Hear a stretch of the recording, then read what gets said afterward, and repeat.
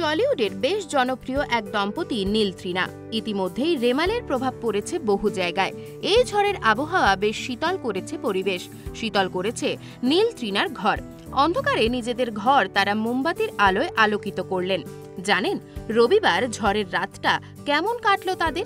তৃণা ঝড়ের দিন বাড়িতে বানালো বিরিয়ানি। একটি সিনেম্যাটিক মুহূর্ত তৈরি হলো অভিনেত্রী তৃণা সাহা এবং অভিনেতা নীল ভট্টাচার্যের মধ্যে। শ্বশুর বাড়িতেই সময় কাটালেন অভিনেত্রী। সেই রাতের ঝড় তাদের আরও কাছাকাছি করলো। আর সেদিন ছিল IPL এর final match, KKR versus Sunrisers Hyderabad. তারা KKR-এর সাপোর্টার। তাদের ইচ্ছে ছিল আহমেদাবাদে গিয়েই খেলা দেখার। তবে রেমালের সতর্কতার কারণে সব প্ল্যান ভেস্তে গেল তাদের। অতএব বাড়িতেই তারা আয়োজন করলেন সবকিছু। শ্বশুর শাশুড়ি সহ নীল এবং তৃণা একসাথে বসে পড়লেন টিভির সামনে ম্যাচ দেখার জন্য। KKR জেতার পর বেশ খুশি মনে তৃণার বানানো বিরিয়ানি দিয়ে ক্যান্ডেল লাইট ডিনার কমপ্লিট করলেন তারা সকলে।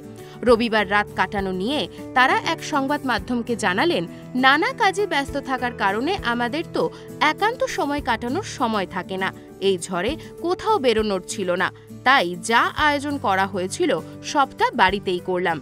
পেট ভরে বিরিয়ানি খেয়েছি জানেন, নীলের সঙ্গে অনেকটা ভালো সময় কাটালাম। এই রকম আরও নতুন নতুন ভিডিও পেতে নজর রাখুন আমাদের চ্যানেলে। পাশে থাকা বেল আইকনটি ক্লিক করতে ভুলবেন না।